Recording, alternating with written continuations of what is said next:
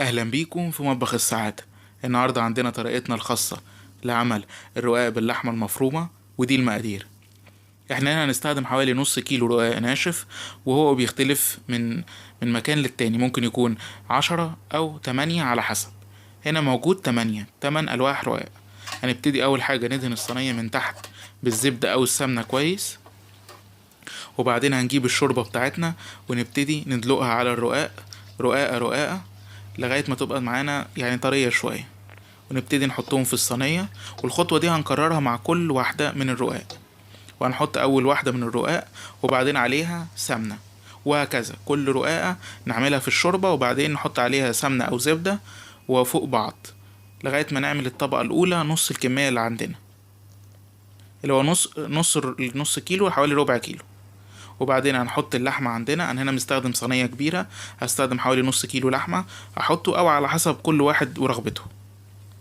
ورابط اللحمة المعصجة الأصلية هسيبها لكم في رابط أسفل الفيديو. وبعدين هنعمل برضو نفس الطريقة، هنسقط ألواح الرقاق عندنا في الشوربة وبعدين نحط راق وعليهم السمنة، وهكذا لغاية ما نعمل بقية الكمية. وفي الآخر هنصب عليهم حوالي مغرفتين أو 3 مغارف شوربة، وبعدين ندهن برضو الوش ما عندنا بسمنة أو زبدة. وبعدين أهم تركة هنقطعه قبل ما يستوي، يعني يتم تقطيعه قبل ما يستوي. وبعدين هندخله الفرن على درجة حرارة 200 ونسيبه حوالي ربع ساعة. ودلوقتي هنجهز اللي هنسقيه بيه، حوالي بيضاية وعليهم رشة ملح ورشة فلفل وكوب من اللبن، ونربهم كويس مع بعض. وبعدين هنطلع صينية الرقاق عندنا وهي سخنة، ونبتدي نصب عليهم الخليط بتاعنا ونحاول نوزعه في كل مكان في الصينية. وبعدين هندخلها تاني الفرن لمدة ربع ساعة برضو على درجة حرارة 200. وفي النهاية ده بيكون شكلها بعد ما خرجت من الفرن.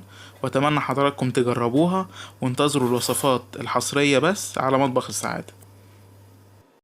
بتمنى الفيديو كان عجب حضراتكم، ولو عجبكم ما تنسوش لايك على الفيديو واشتراك في القناة، وممكن تتابعونا على مواقع التواصل الاجتماعي الموجودة أمام حضراتكم.